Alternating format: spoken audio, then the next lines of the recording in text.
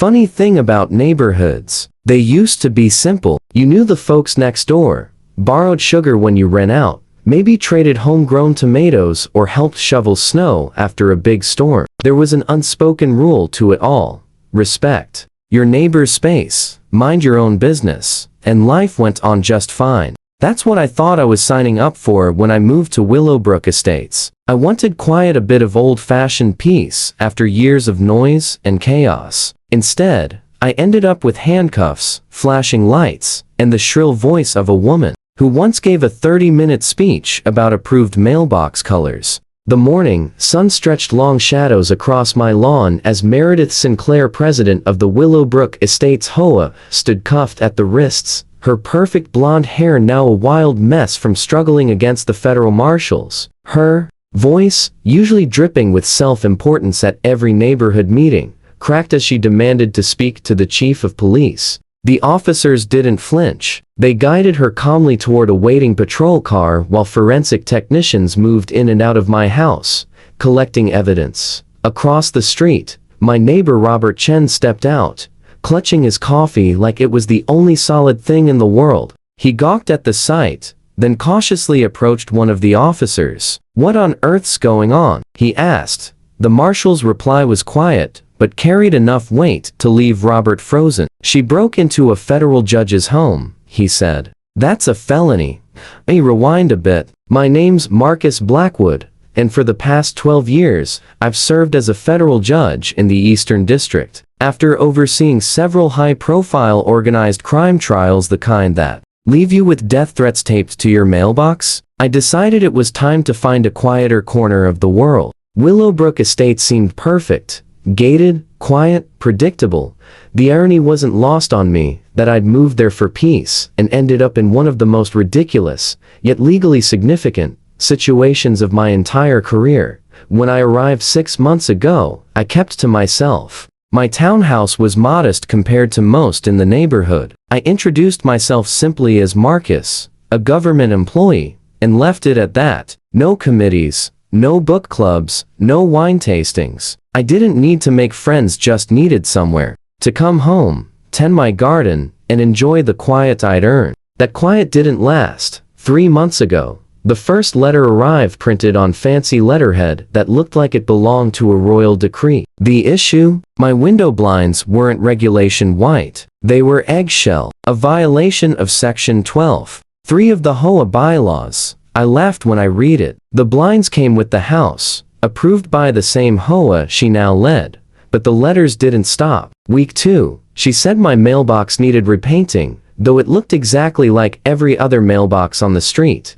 Week 3, my small American flag was apparently 2 inches too large. By week 4, she was demanding I remove my backyard birdbath, a supposed wildlife attractant and neighborhood nuisance.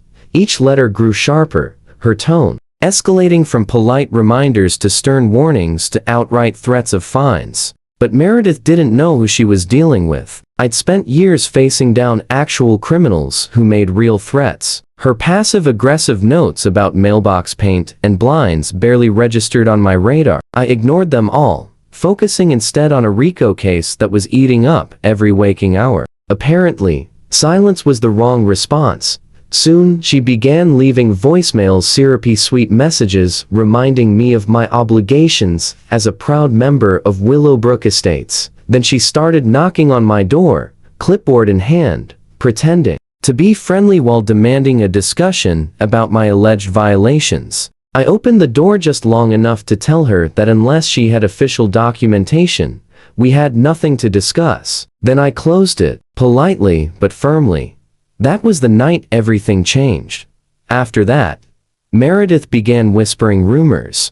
At the next HOA meeting, she told everyone I was hiding something. She said homeowners who refused inspections might be running illegal operations. Or worse, she proposed mandatory quarterly inspections of every property, a motion that thankfully failed by 1 vote. But Meredith didn't take defeat well. The following Thursday, while I was 50 miles away presiding over a securities fraud trial, she made her move. Using an old contractor access code she'd somehow acquired, Meredith bypassed the gate security and slipped into my home through the back door. What she didn't know was that my house wasn't just fitted with a simple alarm. After the threats I'd received over the years, the U.S. Marshals had installed a full surveillance system, cameras in every room but the bathrooms, all feeding live to a federal monitoring center. The second she stepped over my threshold, alarms triggered, agents saw everything. Inside, Meredith acted like a woman on a mission. She photographed every corner of my home, my bookshelf, the kitchen,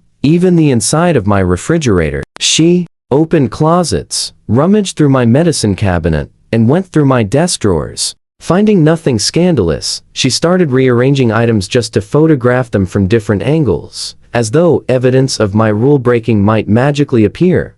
Finally, she reached my bedroom. There, she placed a bright red violation notice on my nightstand detailing 23 separate infractions she discovered during her unlawful inspection. These violations ranged from the absurd to the downright comical non-regulation hangers in my closet, too many law books in my study, a fire hazard, she claimed, and even unauthorized use of decorative fonts on my framed diplomas. Meredith signed the notice with a dramatic flourish, then had the audacity to snap a selfie beside my bed, no doubt to commemorate her thorough inspection. While she played self-appointed inspector general, the security monitoring team had already dispatched a rapid response unit to my home. Within minutes, federal marshals surrounded the property, treating the situation as a potential security breach involving a high-risk target. Through the live camera feed, they watched her every move, the rifling, the snooping,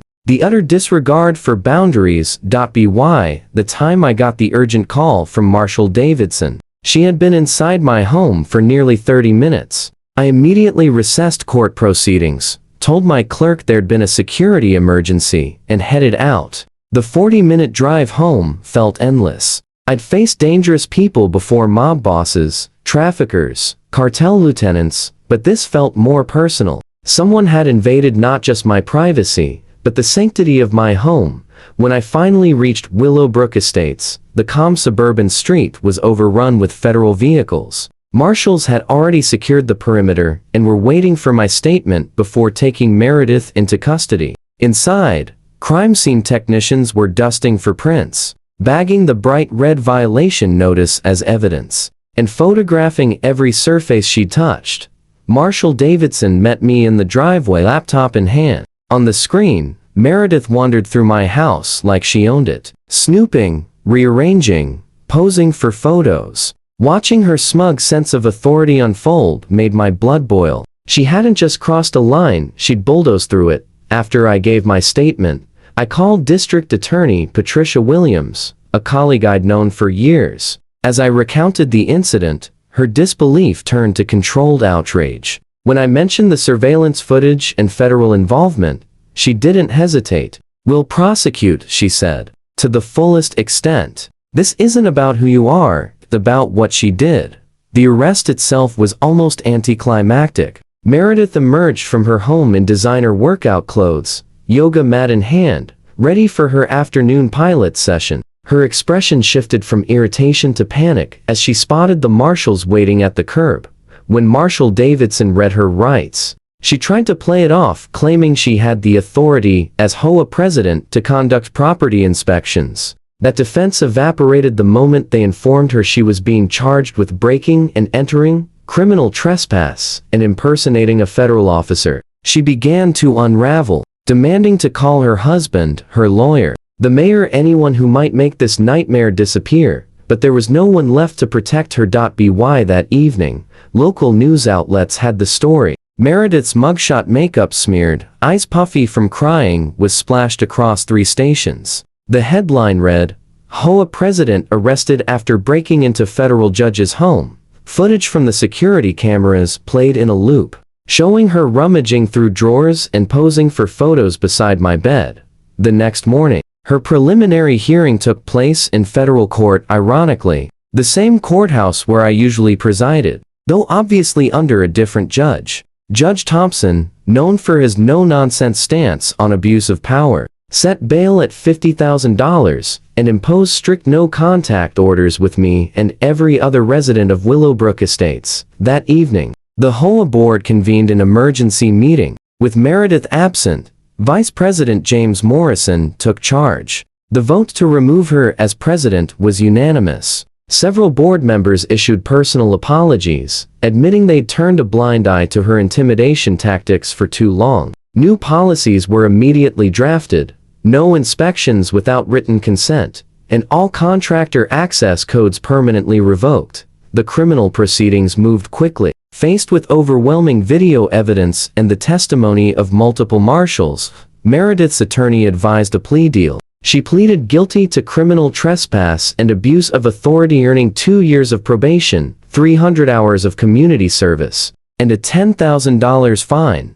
The federal charge of unlawfully entering a protected residence added another year of probation and an additional $15,000 in fines. But those penalties were only the beginning. Filed a civil lawsuit for invasion of privacy, emotional distress, and violation of federal protection statutes. My attorney estimated damages exceeding $100,000, not including legal fees. Her homeowner's insurance refused to cover intentional criminal acts, leaving her personally responsible for every dollar. Professionally, she was finished. Meredith worked as a real estate agent for Platinum Properties, one of Riverside's top firms. The moment news of her conviction hit the airwaves, the company terminated her for ethical violations and reputational harm. The state board soon followed, suspending her license pending review, effectively ending her career.